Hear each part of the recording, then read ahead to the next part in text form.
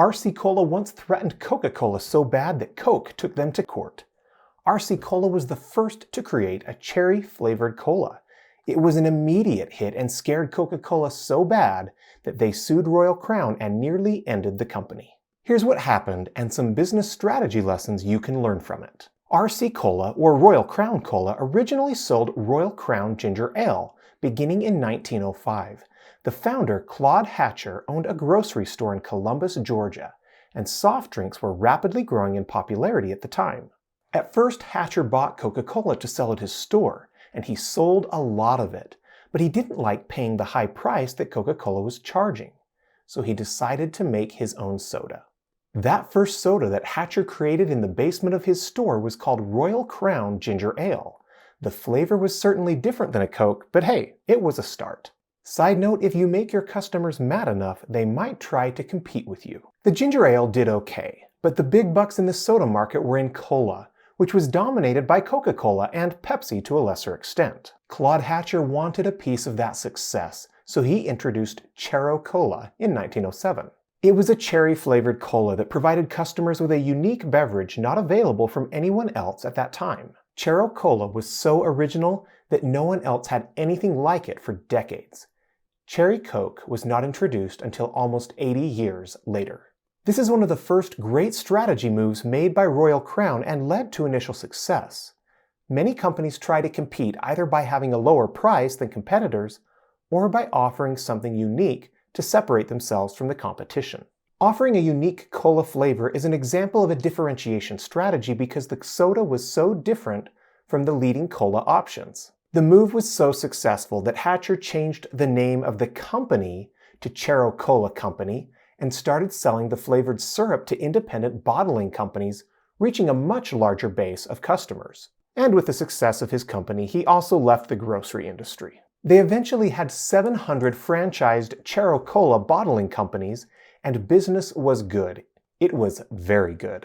They even had Chero Cola delivery trucks. It's too bad we don't see this lineup today. But Coca-Cola did not welcome the growing competition from Royal Crown, so they sued for trademark infringement, claiming that they owned the word cola. Hatcher bought legal battles for years to protect his company before a judge sided with Coke in 1923. The name of Chero Cola was shortened to just Chero, and sales took an immediate hit. It got so bad that Chero Cola was discontinued, and Hatcher focused his efforts on a new product, a new fruity soda called Knee-High, that was introduced after losing the legal battle to Coca-Cola. With the new focus on Knee-High soda, the company name was changed to Knee-High Corporation in 1928. And this brings another valuable business lesson. The resources needed to make Chero Cola could also be used to make other sodas. By creating another flavor, Hatcher kept the business going when Chero Cola was discontinued.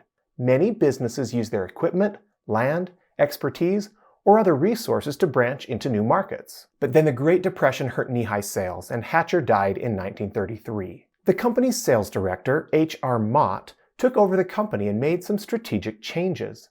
Some product lines were nixed, and a cola flavor was brought back, except this time without the cherry flavor. And because they couldn't use the word cola, it was simply called Royal Crown to honor the company's history. But creating or adjusting major products carries a lot of risk. Royal Crown hired a chemist named Rufus Ham to get it right, and after 6 months of testing, they were ready. Sales exploded, and Royal Crown was back in the game. Rufus Ham did such a good job perfecting the cola flavor that the company started doing blind taste tests, which they won, and this spawned a new advertising slogan, Best by Taste Test, that helped carry the company forward. Remember that differentiation strategy? A great way to succeed in business is to provide a superior product or service. The wins started adding up for Royal Crown, as a judge ruled that the word cola was fair game to anyone. The company was renamed Royal Crown Cola Company in 1951, and they kept innovating. For one, Royal Crown innovated in its marketing. They partnered with Jim Henson to create some Muppet-themed TV ads. Hey, Nutty Bird, why do you always drink RC Cola? I don't always drink RC Cola, only when I'm thirsty. But you know what? What? I'm thirsty! And the growth continued. Royal Crown Cola Company introduced Diet Right, the first sugar-free cola, in 1962. After fighting to shut down RC Cola over the use of a word, Coca-Cola became the copycat when it introduced Diet Coke 20 years later. And it didn't stop there. Royal Crown Cola reintroduced a cherry-flavored cola in 1984, and Cherry Coke came out the next year. Although it has always been a smaller company compared to Coke or Pepsi, Royal Crown has been an industry innovator for over a century.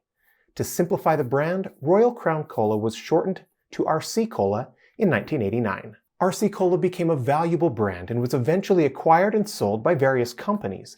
It is now part of the Keurig Dr. Pepper family, which owns 7-Up, Crush, Mott's, Sunkist, Hawaiian Punch, A&W, Snapple, IBC, Cactus Cooler, and of course Dr. Pepper, among others.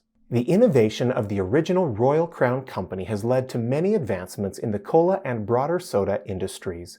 You can thank Royal Crown for many of the flavors and varieties now available from other soda companies. But you have to wonder what the company could have done if it wasn't nearly ended by an early lawsuit from Coca-Cola.